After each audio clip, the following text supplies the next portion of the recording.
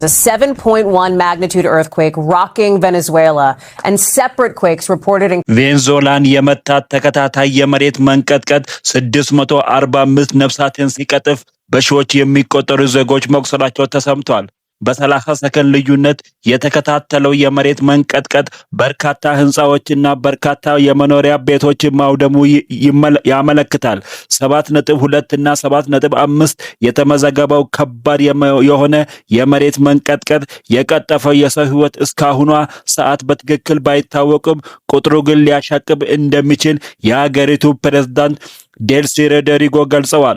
በፍርስራሽ ውስጥ ያሉ ዜጎች የማውጣት የነፍስ አድን ስራ እየተካሄደ እንዳለና አሜሪካና ሩሲያና ሌሎች የዓለም ሀገራት የእርዳታ እጃቸውን ወደ አገሪቱ እንደዘረጉ ዘገባዎች ያመለክታሉ።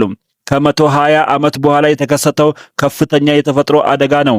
በዚህ አደጋ አብዛኛውም የሰው ህይወት በፍርስራሽ ውስጥ ቢገኝም በህይወት የተረፉት ራሳቸውን ለማዳን ከፍርስራሹ በፍጥነት እየሸሹ ይገኛሉ።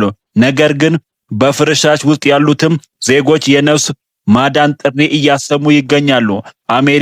የአሜሪካው ፕሬዝዳንት ትራምፕ በበኩላቸው አስቸኳይ እርዳታ ወደ ቬንዙዌላ እንዲጫን ወስነዋል። የቬንዙዌላ ፕሬዝዳንት በዚህ ጭንቅ ቀን አሜሪካ ከጎናችን በመሆኗ እናመሰግናለን በማለት ገልጸዋል።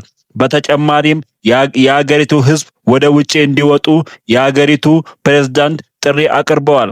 ቬንዙዌላ በቅርብ የምናውቃት የአሜሪካው ፕሬዝዳንት ዶናልድ ትራምፕ የሀገሪቱን ፕሬዝዳንት ማዱሮን በህገወጥ አደንዛዥ እጽ ዝውውር ከሷቸው በአሜሪካ የኮማንዶ ኃይሎች ተይዘው አሜሪካ ውስጥ በስር እንዳሉ ይታወቃል።